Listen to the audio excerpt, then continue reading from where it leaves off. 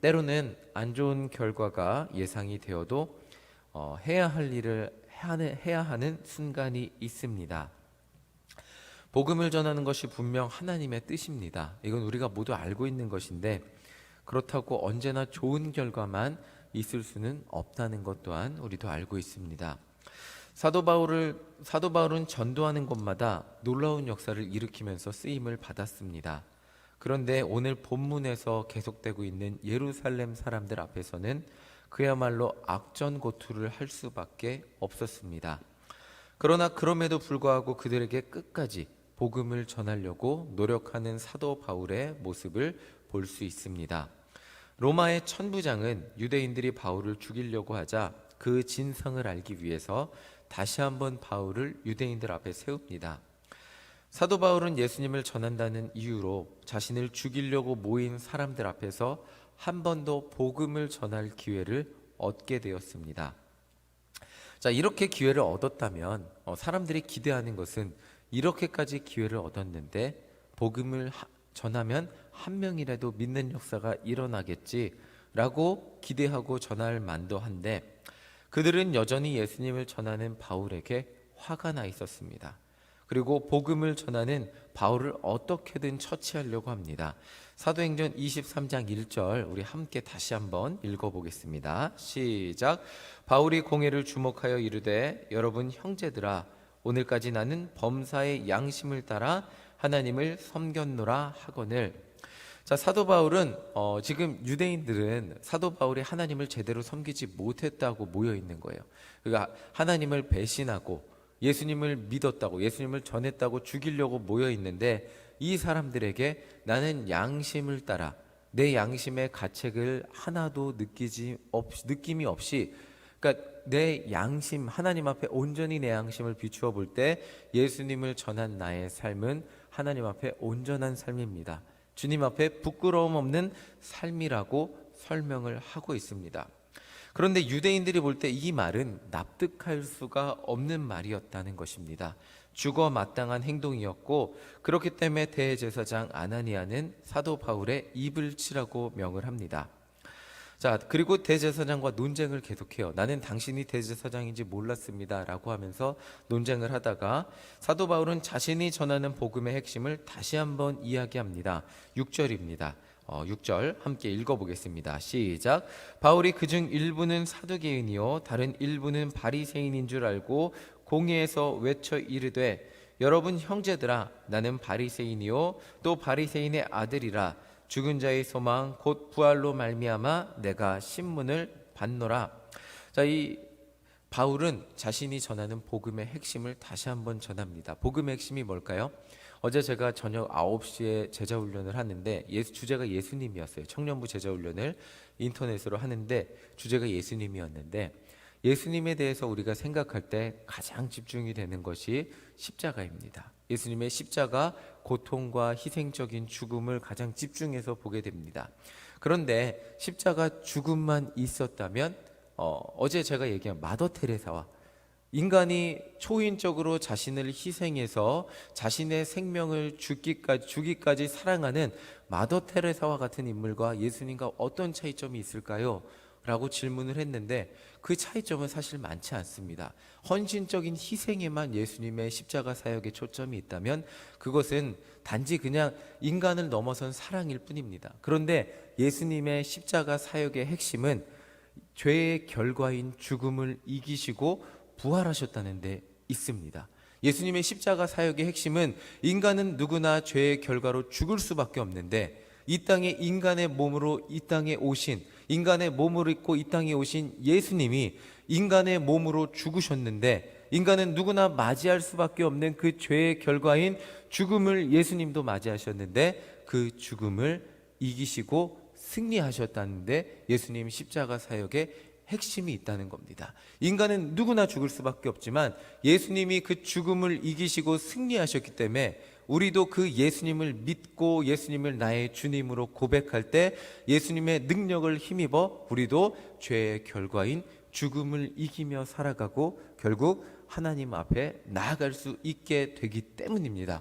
그렇기 때문에 예수님 사역의 핵심은 십자가 사랑과 희생에 이어진 부활이라고 할 수 있습니다. 부활까지 설명을 하지 못하면 예수님 사역의 핵심을 놓치게 되는 것이죠. 자, 지금 사도 바울은 이것을 말하고 있어요. 나는 예수님이 부활하신 것을 전하고 있습니다. 이것 때문에 나는 고난을 당하고 있습니다. 예수님이 부활하신, 다 여러분들을 위해서 죽으시고 여러분들을 위해서 죽음에서 승리하신 그 부활의 사역을 전하고 있습니다. 그런데 문제는, 이 부활의 문제는 유대인들에게 논쟁거리였습니다. 그러니까 이 정치인들이 이 두 가지 자기 입장을 정하면 백분 토론을 보시면 알 겁니다. 정치인들 이야기가 아니라 백분 토론을 보시면 두 가지 양쪽의 입장이 나옵니다. 그러면 이 양쪽의 입장이 화해하는 것을 보신 적이 있으십니까? 없죠. 끝날 때 결국 서로 웃는 것 같지만 결국 내 말이 옳다고 얘기하면서 결국 그렇게 끝나잖아요. 사두개인과 바리새인들은, 사두개인은 부활이 없다고 얘기했어요. 이 사람들은 부활이 없어야 돼요. 부활이 있다고 인정을 하는 순간 자신들의 정체성이 무너지는 거기 때문에. 그리고 바리새인은 부활이 있다고 얘기했습니다. 이 두 가지 단체는 자신들의 권위와 영향력이 여기에 있었기 때문에 절대로 물과 기름처럼 이게 섞일 수가 없는 부분, 부활의 논쟁이 그런 부분이었습니다. 사도 바울이 그 얘기를 하자 사두개인들은 난리가 났습니다. 아니, 부활이 없는데 무슨 부활을 전하냐. 근데 바리새인들은 아니, 지금 맞는 얘기 하는 거 아니냐, 인간에게 부활은 있다. 자, 이 얘기를 하면서 그 자리가 난장판이 되었습니다. 오히려 이 사도 바울이 전하는 그 부활의 이야기 때문에 같이 바울을 죽이려고 신문하려고 모였던 사람들끼리 같은 편인 줄 알았는데 논쟁이 일어나서 난장판이 되게 됩니다. 결국 사도 바울은 담대하게 예루살렘에서 유대인들에게 복음을 전했지만 그 결과는 좋지 않았습니다. 사도 바울이 복음을 담대히 전했을 때 믿는 사람은 언제나, 이 본문을 사도행전을 보면 복음을 담대히 전하면 이렇게 결과가 좋지 않았다고 나오는 본문에도 몇 명은 복음을 받아들였더라 이렇게 나오는데, 오늘 말씀에는 그 누구도 복음을 받아들였다는 그런 내용은 나와 있지 않습니다. 그 정도로 예루살렘에서의 사도 바울의 사역의 열매는 아무것도 이루어지지 않은 것처럼 보이고 있습니다. 사람이 볼 때 사도 바울의 예루살렘의 사역의 열매는 아무것도 얻지 못한 헛수고로 보일 수도 있습니다. 오히려 효율적으로 보자면 안디옥이나 고린도 같은 지역에서 복음을 전하는 것, 예루살렘에 오지 않고 굳이 올 필요 없이 역사가 일어나는 그곳에서 복음을 열심히 전하는 것이 더 귀하고 효율적인 사역일 것 같이 느껴질 수 있습니다. 오히려 이 예루살렘에 오는 것은 고생하고 헛수고같이 보일 수 있었다는 것이죠. 누군가의 눈에는 실패한 선택같이 보일 수도 있었다는 것이었습니다. 그런데 이런 바울에게 주님이 나타나셔서 말씀을 하십니다. 11절입니다. 이 굉장히 중요한 구절인데 11절 같이 한번 읽어보겠습니다. 11절입니다. 함께 읽겠습니다. 시작. 그날 밤에 주께서 바울 곁에 서서 이르시되 담대하라. 내가 예루살렘에서 나의 일을 증언한 것 같이 로마에서도 증언하여야 하리라 하시니라. 자, 지금 예수님이 사도 어떻게 생각하면 역사가 일어나는 그런 곳에서 복음을 전하고 더 많은 일들을 하는 것이 귀한 것 같지만 지금 아무것도 이루지 못한 것 같은 실패의 상황에서 예수님이 사도 바울 곁에 나타나셔서 힘을 주십니다. 지금 주님의 일을 감당하고 있다는 확신을 주시는 거예요. 예수님은 지금 바울이 걸어가는 이 길 가운데 함께하고 계시고 이 과정을 통해 로마에도 복음을 전하게 될 것을 말씀하고 계십니다.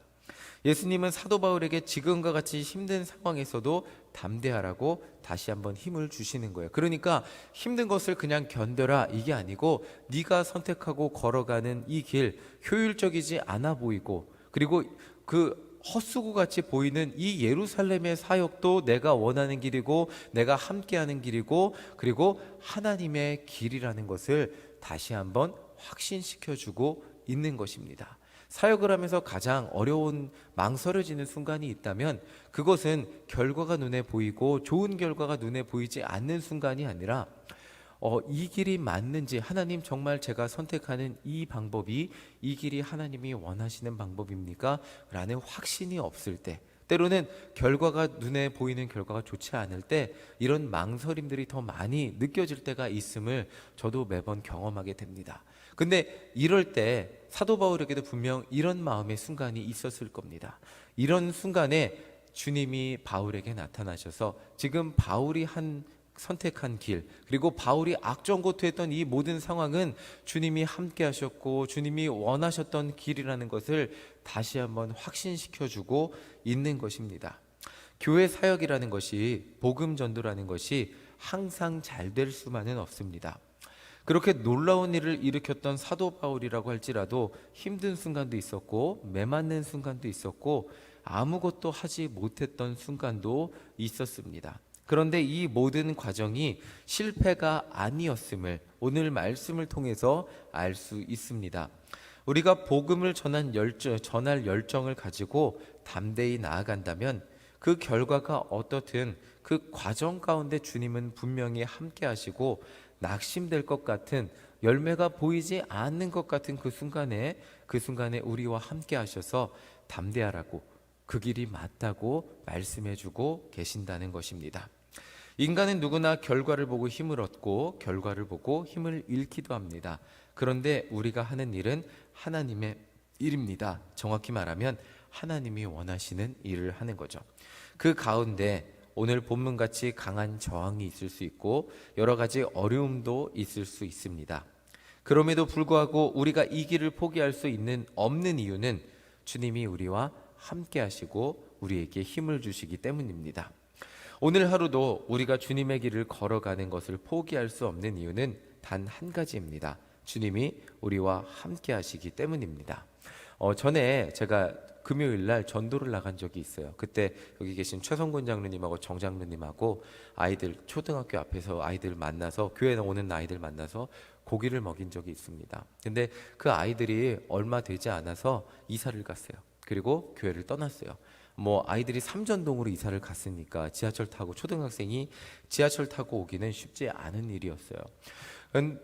그리고 곰곰이 생각을 해봤는데 이 아이들 내가 헛수고한 것은 아닌가 하는 그런 마음이 든 순간도 있었습니다. 이 아이들 말고 더 잘 나올 수 있는 아이들, 더 전도했으면 좋았을 걸, 곧 이사갈 아이들 고기 먹이고 했는데 보람이 없네 라는 마음이 들기도 했어요. 그런데 얼마 전에 제가 인스타그램으로 그 어머니랑 연락을 하는데 그 아이들 잘 있죠 이렇게 하는데, 그 어머니가 저한테 항상 감사합니다 라는 댓글을 달아주시더라고요. 그 어머니가 아이들이 교회를 너무 열심히 간다고 싫어하기도 했던 어머니였어요. 그 어머니는 여전히 교회 안 다니시고, 그런데 그 작은 글 한마디인데 항상 감사합니다라는 그 작은 글을 저한테 보내주시는데, 그것을 읽는 것 자체로 제가 헛수고를 하지는 않았구나, 그 순간이 의미가 없는 순간은 아니었구나 라는 것을 다시 한번 기억해 보게 되었습니다.